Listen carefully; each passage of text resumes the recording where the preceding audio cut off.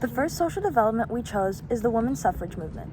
As told as a national one, the women's suffrage movement's story begins in 1800s America, where women had extremely scarce rights when compared to their male counterparts. Later, the idea that women would mother the future decision-makers of America, also called Republican motherhood, propelled the protection and significance of women altogether.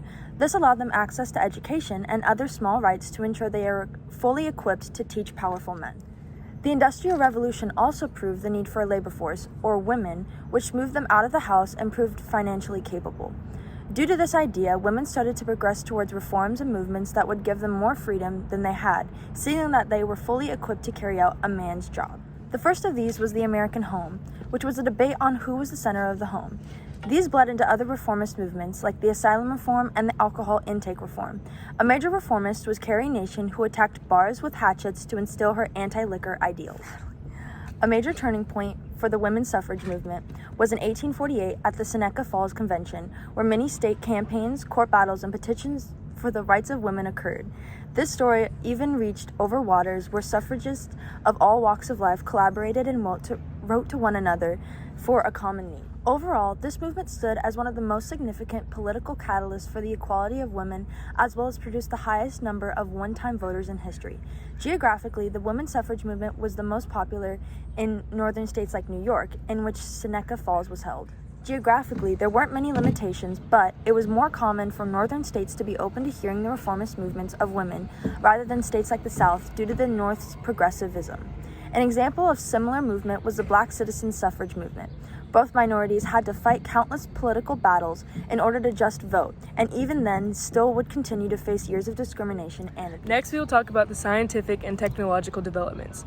The market revolution was the most significant event in the first half of the 19th century concerning economics, although it did revolutionize every aspect of society.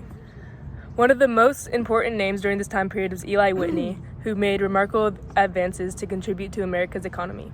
He developed interchangeable parts which made repairing and replacement infinitely easier.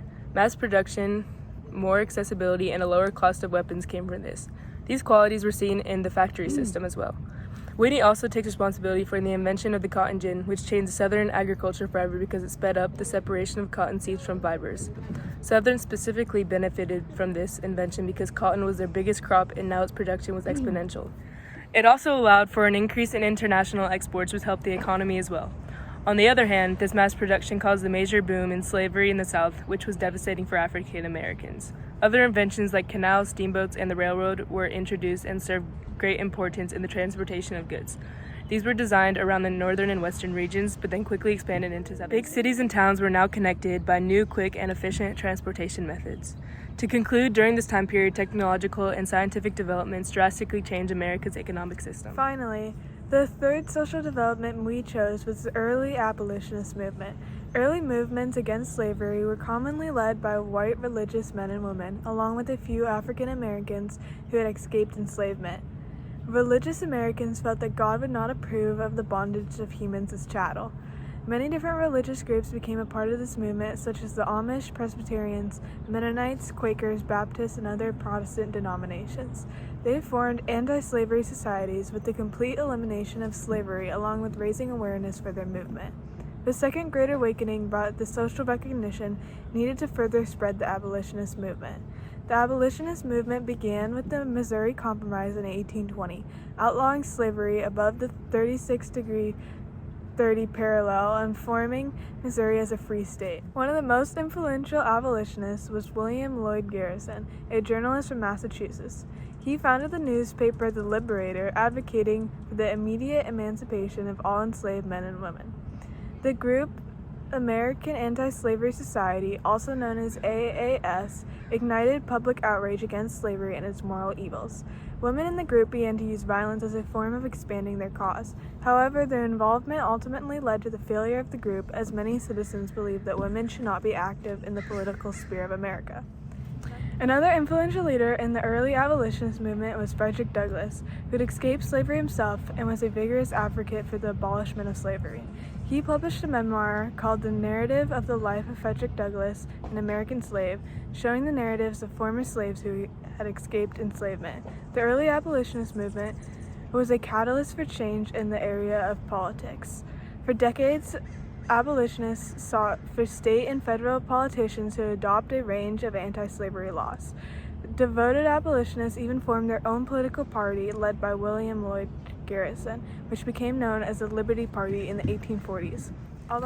Although the Liberty Party was unsuccessful in ever winning an election, their presence was made known during the election of 1844 when New York voters cast enough ballots for the Liberty Party presidential candidate, James Birney, that the state's electoral college votes went to Democrat James K. Polk instead of slaveholder Henry Clay. The movement began in the states of New York and Massachusetts. Although the North pushed for this movement, the South was strongly against the abolitionist movement, as their agricultural economy depended on slave labor. One major difference between the early women's rights and the women's rights movement was the amount of support and funding they both had. The early women's rights movement was scarcely funded and had little support due to the lack of knowledge on how to progress and reform social. The cult of domesticity was prevalent in the early 1800s and was the belief that a woman's purpose was to have children, raise them, and provide a home for her husband.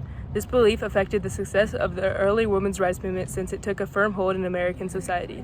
As time went on, women started to realize that they could do anything a man could do. They strove for equality in education and employment and equality in the household. This was all possible due to the support and funding difference between the time periods.